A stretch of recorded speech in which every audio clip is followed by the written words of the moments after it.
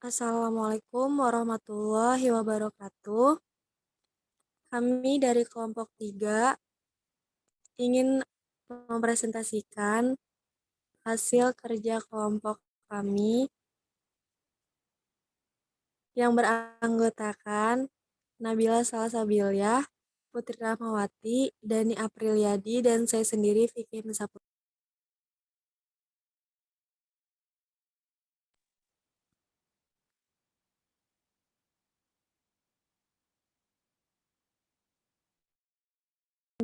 Slide selanjutnya bukan?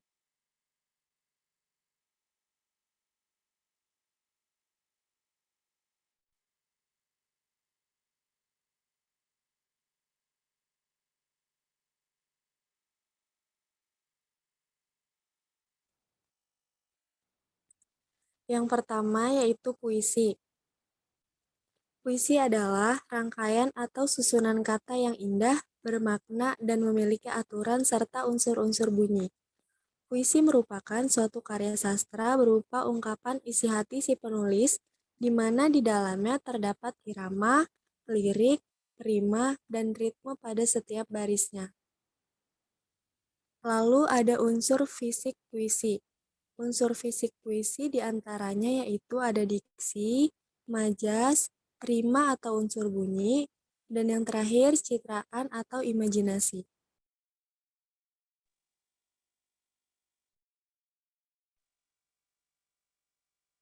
Lalu di sini ada ciri-ciri puisi. Ciri-ciri puisi di antara lain yaitu ada penulisan yang dituangkan dalam bentuk bait yang terdiri atas baris-baris, bukan bentuk paragraf. Yang kedua, diksi yang dipakai dalam puisi biasanya bersifat kiasan, padat, dan indah. Lalu penggunaan majas sangat dominan dalam bahasa puisi. Pemilihan diksi yang digunakan mempertimbangkan adanya rima dan persajakan. Yang kelima, dalam puisi, setting, alur, dan tokoh tidak begitu ditonjolkan dalam pengungkapkan. Selanjutnya akan dijelaskan oleh Putri Rahmawati.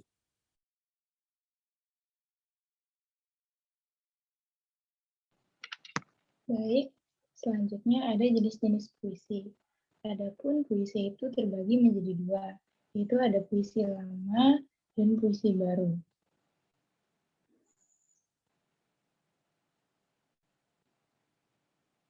Adapun jenis-jenis puisi lama yaitu terdiri dari pantun, mantra, karima, seloka, gurindam, syair, serta talibun. Sedangkan puisi baru yaitu ada balada, himne, ode, epigram, romansa, elegi, dan satire. Untuk mengetahui jenis-jenis kedua puisi tersebut, adapun yang dimaksud dengan puisi lama adalah puisi yang dihasilkan sebelum abad ke-20. Puisi jenis ini terbagi, kemudian melahirkan puisi-puisi baru. Adapun puisi baru yaitu puisi yang lebih bebas daripada puisi lama, baik dalam jumlah katanya, baris, suku kata, maupun rima.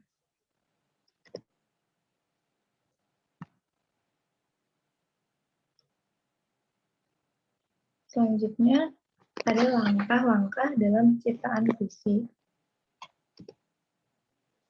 Adapun langkah-langkah dalam pembuatan sebuah puisi, yaitu ada 4 tahapan.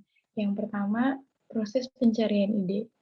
Pencarian ide ini adalah dilakukan dengan mengumpulkan atau menggali informasi melalui membaca, melihat, dan merasakan terhadap kejadian atau peristiwa, serta pengalaman.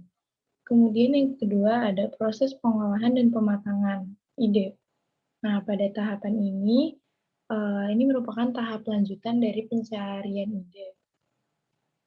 Nah, tahapan ini dilanjutkan dengan mengembangkan ide menjadi sebuah puisi.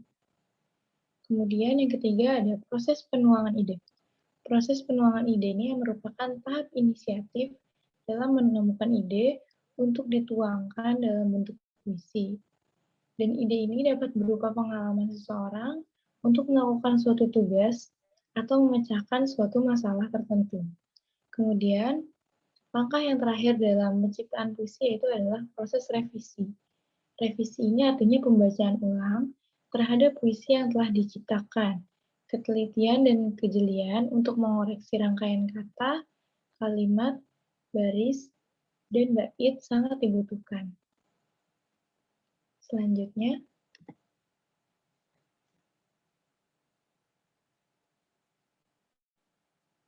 Dani atau Kanabila? Dani. Baik, selanjutnya yaitu ada fiksi. Fiksi adalah sebuah prosa naratif yang bersifat imajiner. Meskipun imajiner, sebuah karya fiksi tetaplah masuk akal dan mengandung kebenaran yang dapat mendramatiskan hubungan-hubungan antar manusia. Menulis fiksi harus diawali dari sebuah ide, dan untuk menuangkan ide tersebut diperlukan beberapa tahapan-tahapan menulis, antara lain yang pertama itu ada pra-menulis. Kegiatan ini dilakukan sebelum mulai menulis, biasanya dengan melakukan mind mapping, menentukan tema, mengolah ide di dalam kepala sampai itu siap untuk ditulis. Yang kedua ada menulis draft. Tahapan ini berupa kegiatan menulis, tetapi bentuk tulisan biasanya masih kasar dan bersifat sementara atau masih bisa diubah. Yang ketiga ada merevisi. Yaitu kegiatan memperbaiki, menambahkan ide baru ke dalam karangan yang telah kita tulis, atau mengurangi kegiatan yang dirasa tak sesuai atau tak diperlukan dalam tulisan. Yang keempat ada menyunting atau editing. Nyunting tulisan merupakan kegiatan memperbaiki aspek tata tulis atau kebahasaan serta kesalahan-kesalahan teknis. Untuk tahap ini diperlukan kemampuan menyunting atau editing. Karena itu, penulis yang baik adalah penulis yang tak hanya tahu cara menulis tapi juga memahami ejaan bahasa Indonesia dan dapat melakukan perbaikan terhadap tata tulisannya sendiri. Yang kelima, yaitu ada publikasi. Salah satu kebahagiaan penulis adalah apabila tulisannya dibaca orang lain. Jadi, jangan takut atau malu untuk mempublikasikan karya, entah itu di media sekolah, majalah sekolah, di media online seperti Facebook, blog, atau bahkan di buku terbit. Selanjutnya,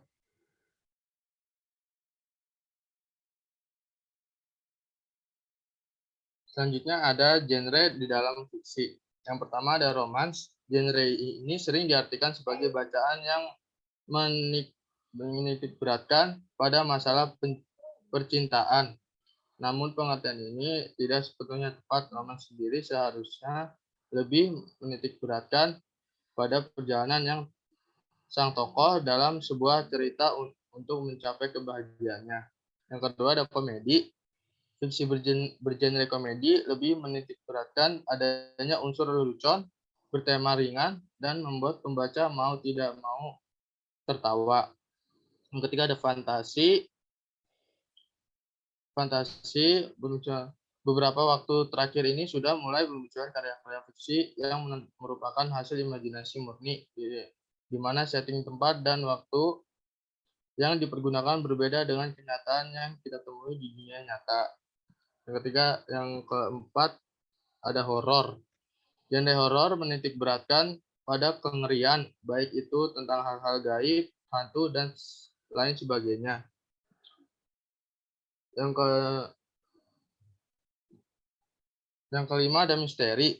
Genre yang satu ini biasanya mengarah pada cerita detektif tentang penyelidikan dari berbagai hal membingungkan yang belum diketahui jawabannya. Yang keenam ada petualangan.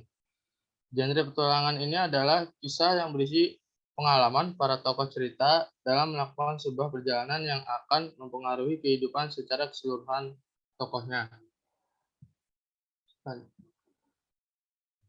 Selanjutnya akan dijelaskan oleh Kanabila. Silakan. Baik, selanjutnya yaitu urutan menulis fiksi.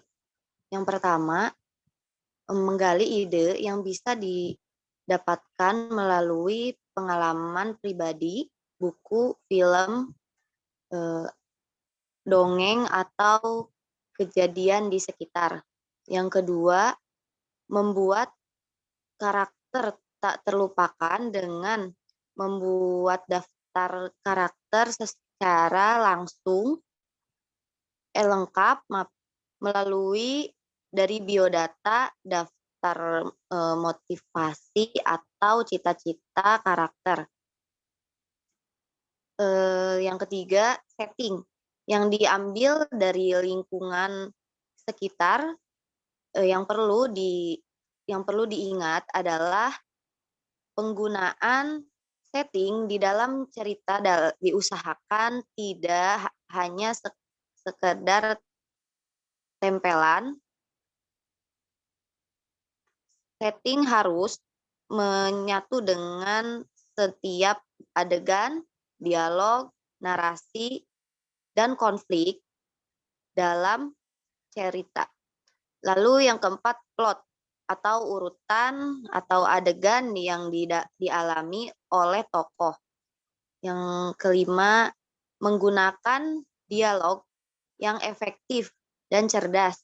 Yang keenam, membuat ringkasan awal cerita, pertengahan cerita atau konflik, dan akhir cerita. Dan yang terakhir, yang ketujuh, kemudian membuat outline atau kerangka. Selanjutnya akan dibacakan kesimpulan oleh Putri.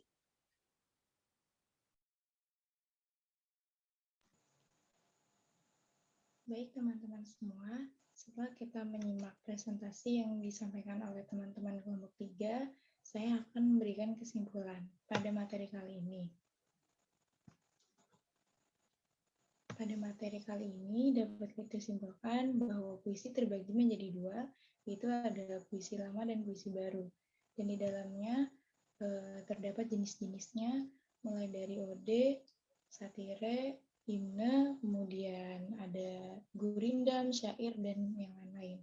Kemudian dalam menulis fiksi, hal yang perlu kita ketahui adalah menggali ide agar bisa mendapatkan sebuah cerita, kemudian membuat karakter, kemudian mengambil setting, plot, serta menggunakan dialog yang efektif. Kemudian di dalam genre fisik terdapat jenis-jenisnya mulai dari romance, komedi, horor, misteri, dan petualangan. Mungkin itu saja yang dapat saya simpulkan. Semoga presentasi kali ini dapat teman-teman mengerti. Mohon maaf apabila ada kesalahan dari kelompok kami. Kurang lebihnya mohon maaf. Wassalamualaikum warahmatullahi wabarakatuh.